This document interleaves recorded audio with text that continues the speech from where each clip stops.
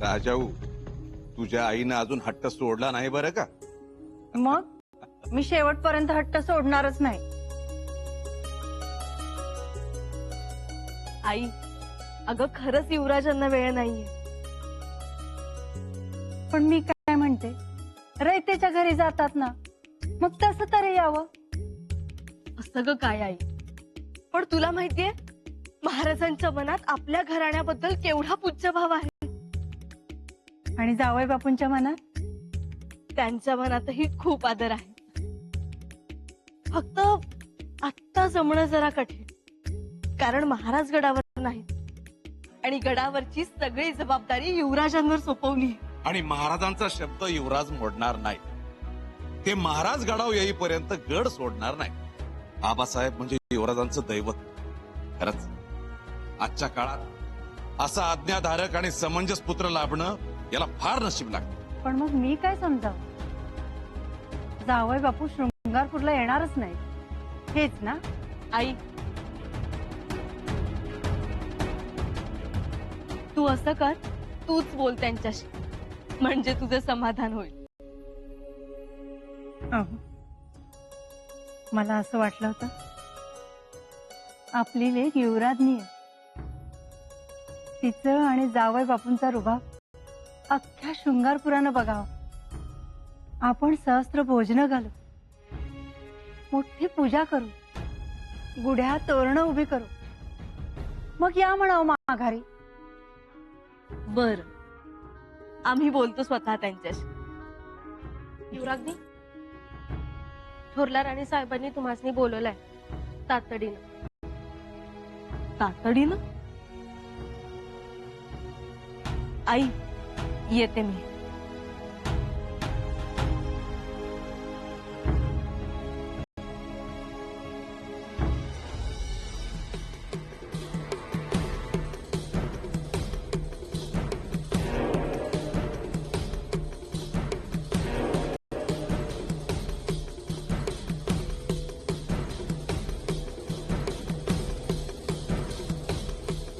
शक्य नाही आबा. शंभूराजे, माफी असावी आबासाहेब, पण ही गोष्ट आपण आम्हाला सांगितलीच कशी?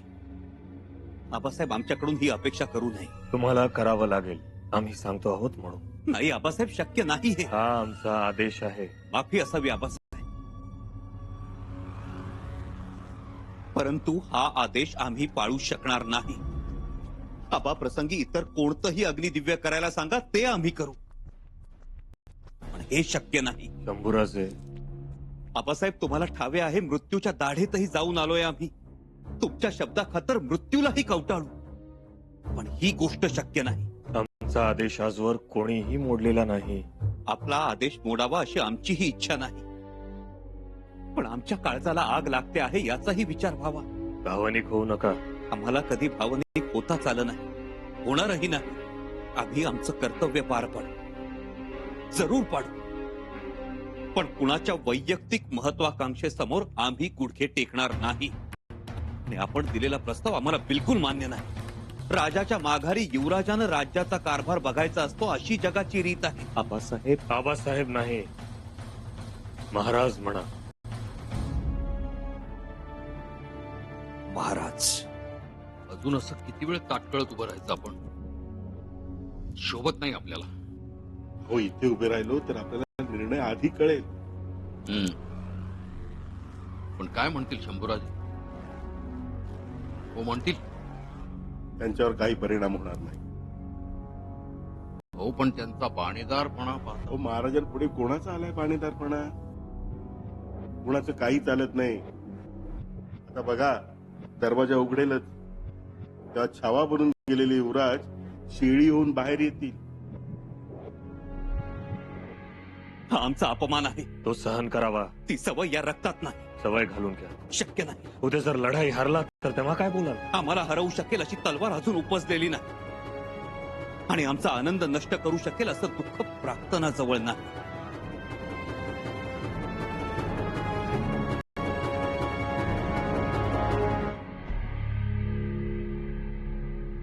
तुम्ही खरं सांगताय? हे खरंच सांगतोय आम्ही. आमचा विश्वास नाही बसत यावर. आमचाही बसला नसता. परंतु हे सगळं आम्ही स्वतःच्या डोळ्यांनी बघितलं. युवराज महाराजांसमोर एवढा मोठ्यानं बोलत होते. अरे देवा, चिडणं समजू शकतो, पण महाराजांसमोर हे असं. अहो, ही तर अबाध्य आहे. आम्ही तर जागेवरच थिजलो होतो. काय करावं काय करू नये काही कळेच ना आम्हाला. नाही मातोश्री, काहीही झालं तरी युवराज महाराजांना उलट बोलणार नाही.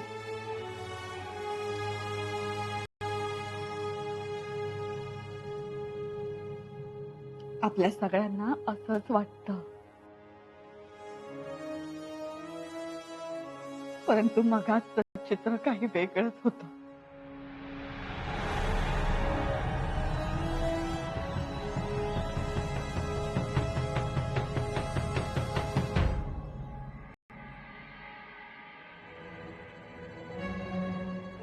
आम्हाला की नाही,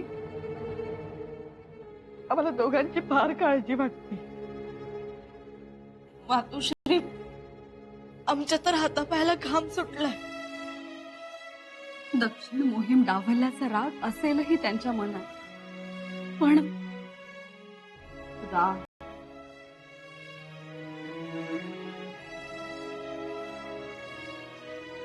रागच आहे.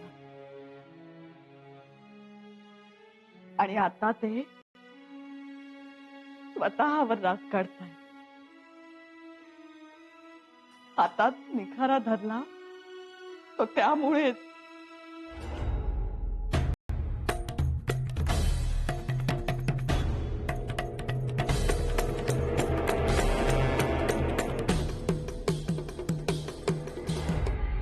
मातोश्री, आम्हाला तुमचं सगळं मान्य आहे. अहो, पण म्हणून महाराजांशी चढ्या आवाजात बोलणं योग्य दिसतं का? आणि मुळातच युवराजांना न घेऊन जाण्यामागची भूमिका युवराजांनी समजून घ्यायला हवी होती. पण हे काहीतरी भलतंच ऐकायला मिळतंय. चुकून काही झालं असेल, नाहीतर शंभूराजे मर्यादा ओलांडणारच नाहीत. पित्या पुत्राचं नातं म्हणजे लोण्यासारखं मऊ. कधी गैरमेळ नाही, कधी गैरसमज नाही. पित्याने बोलून दाखवावं आणि पुत्राने ते करून दाखवावं. पित्याने इच्छा व्यक्त करावी आणि पुत्राने ती पूर्ण करावी. मातोश्री, आता आम्हाला इथे थांबवत नाही. आम्ही स्वतः जाऊन पाहून येतो. दरवाजा बंद आहे.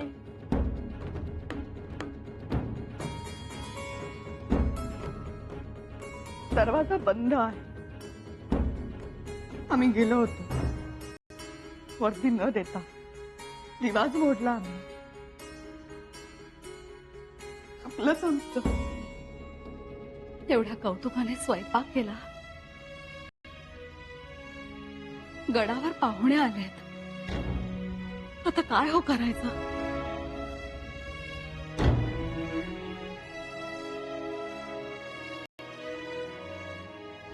आता काय करायचे ते आपल्या तरी हातात कुठे काय आहे? आपल्या हातात नाही, महाराजांच्याही हातात नाही. आता आहे ते नियतीच्या हातात. खरं सांगू पंत, वेटोळे घालून झोपलेल्या नियतीला जागे मात्र तुम्हीच केलेत. म्हणून तर आज जागरण आणि गोंधळ सुरू झालाय एकाच वेळी. काय झाली असेल शंभूराजांची अवस्था? काय होणार, पायाखालची जमीन सरकली असणार. हो, तसंच झालं असेल. त्याहून बिकट परिस्थिती असेल. मला वाटतंय युवराजांनी पाय धरले असतील, विनवणी करत असतील. आबासाहेब, आमचं ऐकावं. आम्ही पाया पडतो तुमच्या. शंभूराजे, आबासाहेब, आम्ही हात जोडतो, पण तुमच्या लाडक्या शंभूला यात धरू नका. ही गोष्ट आम्हाला जमणार नाही. जमवावी लागेल. आबासाहेब, सतत आमची परीक्षाच घेत राहणार आहात का? सतत आम्हाला अग्निदिव्यच करावं लागणार आहे का? स्वराज्यासाठी. आबासाहेब, आम्ही स्वराज्याशिवाय दुसरं काय केलंय हो? आम्ही पाऊल टाकतो ते स्वराज्यासाठी, आम्ही श्वास घेतो तो स्वराज्यासाठी.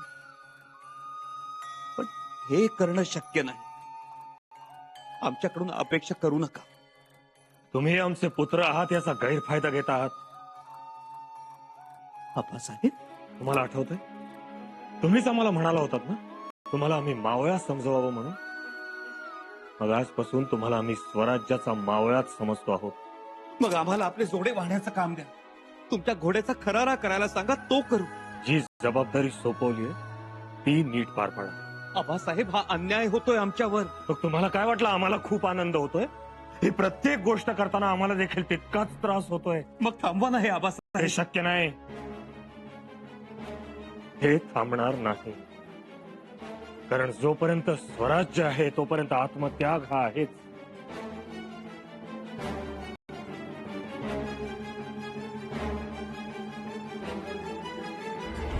आबासाहेब, ज्या प्रेमावर आमचं आयुष्य उभं आहे त्या प्रेमालाच खडती लागली तर आम्ही जगू शकू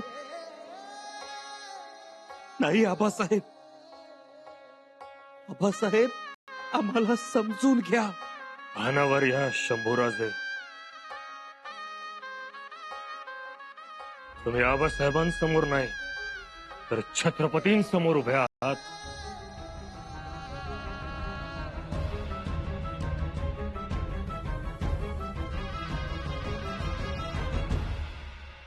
मातोश्री, आम्हाला तर काही सुचत नाही हो. नका काळजी करू, होईल सगळं ठीक. आमचे आई बाबा आलेत आणि घरात हे सगळं असं वातावरण. किती खुश झालेत ते. आज आबासाहेब आणि युवराज यांच्या सोबत त्यांना पंक्तीला बसायला मिळणार म्हणून केवढा आनंद झालाय त्यांना. पिता पुत्र जेवायला येतील न येतील याचीच काळजी लागून राहिली. म्हणजे आज पंगत बसणार नाही? कसोशीनं बसवावी लागेल. थोरल्या बाईसाहेब, हे बरं आहे का? पण नाही, पाहुण्यांना समजलं तर काय वाटेल त्यांना? मातोश्री, आम्ही काय म्हणतो, आम्ही जाऊन येतो महाराजांच्या महाली. आणि जो बेबनाव सुरू आहे त्यास थांबवतो. युवराजांना फार तर शांत राहायला सांगतो आणि दोघांनाही जेवणासाठी घेऊन येतो. त्याचा काही उपयोग होईल असं वाटत नाही आम्हाला.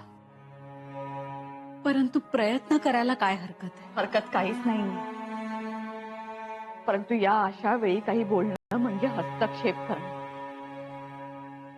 आणि ते योग्य दिसत नाही. त्यांच्यातील धुमस बाहेर पडू दे. दोघंही आपोआप शांत होते.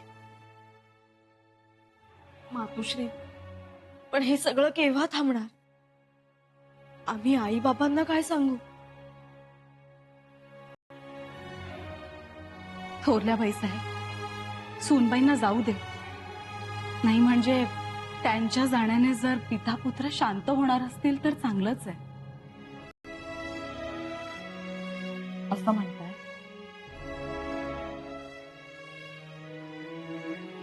ठीक, या जाऊन.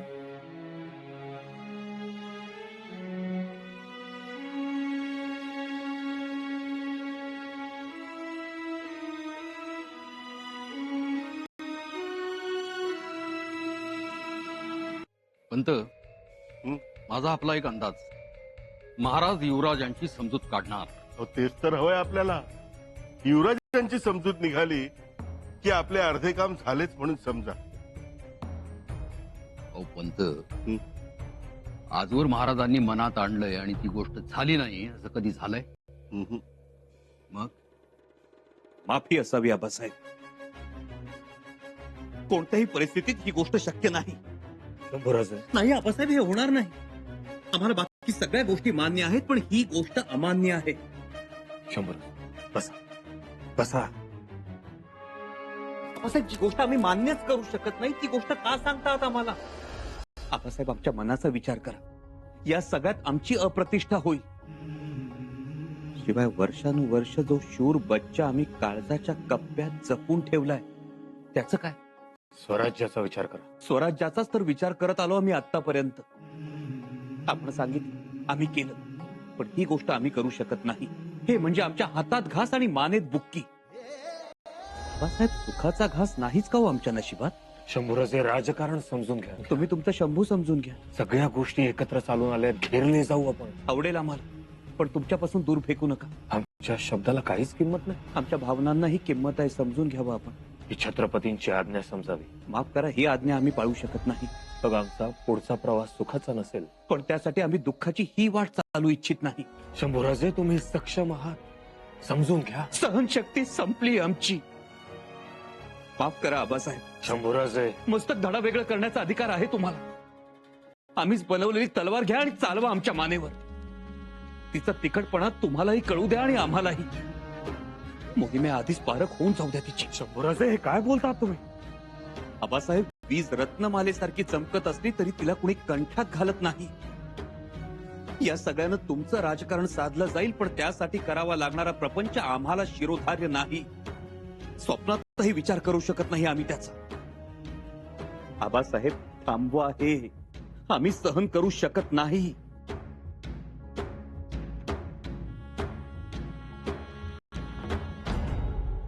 जे घडणं अशक्य आहे असं वाटत होतं तेच घडू पाहत आहे. आई, थांबाव ग हे. नको घडू देऊस असं. वडील आणि मुलाचं नातं एवढं पवित्र आहे, त्यात बाधा येऊ देऊ नकोस. युवराजांच्या हृदयातला पितृप्रेमाचा अमृत कुंभ फुटू देऊ नकोस आई.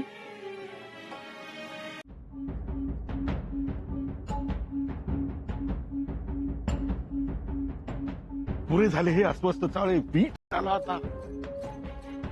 पण पंच, मला हा ताण तणाव असह्य झाला आहे. अहो, ताण तणाव तिथे, बंद दारापलीकडे.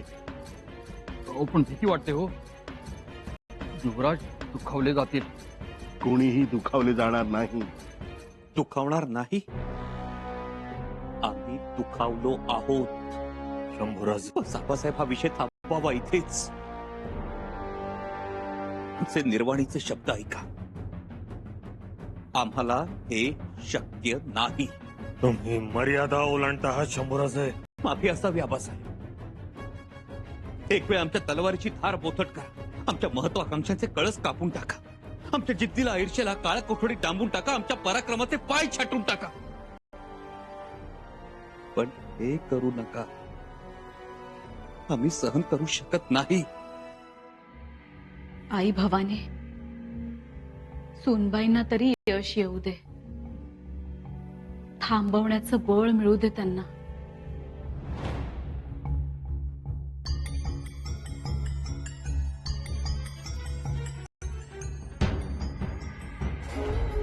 आणि काय मागतो आबासाहेब आम्ही तुमच्याकडे? तुमची सावलीच तर मागत आहोत. तुमच्या पोटी जन्म घेतला तो अधिकार तर मागत आहोत. शंभूराजे, जरा समजून घ्या. आम्हाला या सह्याद्रीच्या काळ्या पाषाणावर दक्षिण मोहिमेच्या निमित्तानं नवी लेणी कोरायची आहेत. त्यासाठी आमचं काळी चिरू नका. एवढंच.